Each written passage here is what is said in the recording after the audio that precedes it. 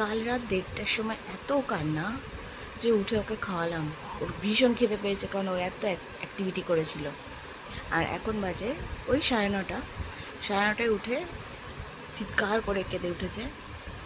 তারপর ওকে খাইয়ে দিলাম, এখন এই যে খেলছে। আচ্ছা, এই যে আমি ওর ভিডিও করছি, এখানে ওকে যতটা বড় লাগছে এতটা কিন্তু নয়। বেসিক্যালি ওকে না ফটো ভিডিওতে একটু বেশি বড় বড় লাগে, কিন্তু এতটা কিন্তু বড় ও অ্যাকচুয়ালি হয়নি, কারণ ও সবে জাস্ট 6 মাস ওর এখন। আর কিছুদিন পরেই অন্নপ্রাশন হবে ওর, তো তোমাদের সাথে সব শেয়ার করব। আর এই যে নতুন একটা কি সিস্টেম শিখেছে, একা একা শিখেছে, জানি না কোথা থেকে ও শিখলো এটা।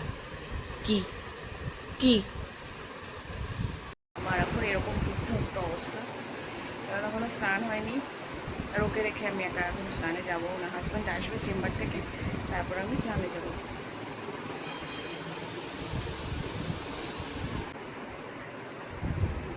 সারাদিন কাজ।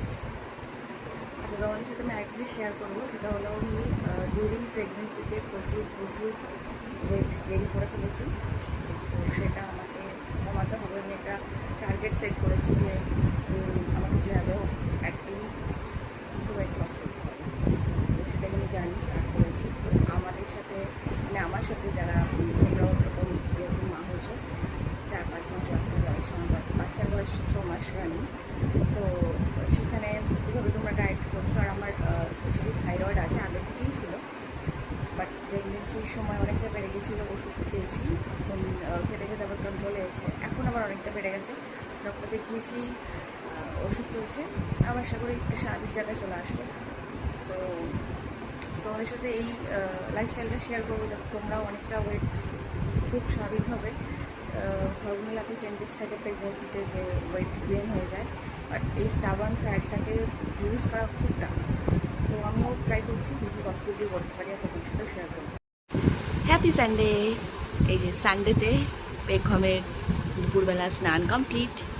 এখন ও খাবে, কিন্তু খাওয়া একটু দেরি আছে। আমি ওকে এখন রেডি করে দিয়েছি, বাকি কাজ ওকে আমি প্যারাবুলেটারে রেখেই করি। আমি তোমাদের ভয়েস কী দেবো, আমি যখনই ভয়েস দিই বেগম সবসময় নিজের ভয়েস দিতে রেডি থাকে।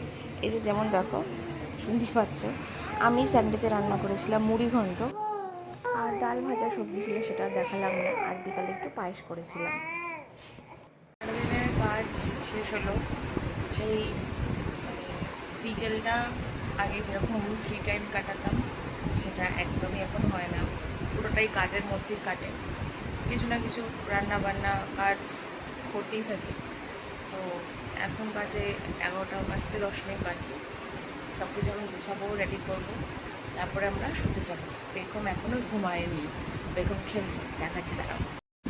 এই যে মশারি থেকে এই দড়িটা ঝুলছে, এইটাকেও ধরবে। অনেকক্ষণ ধরে চেষ্টা করছে, অনেকক্ষণ, প্রায় 10-15 মিনিট। তো যেহেতু ও একা একা ঘুমায়, আর এই অভ্যেসটা আমি ছোটো থেকেই করেছি ওর জন্য, সেই জন্য ও একাই ঘুমায়। এটা দু ক্ষেত্রেই সুবিধা, বেবির জন্য আর তার সাথে মার জন্য।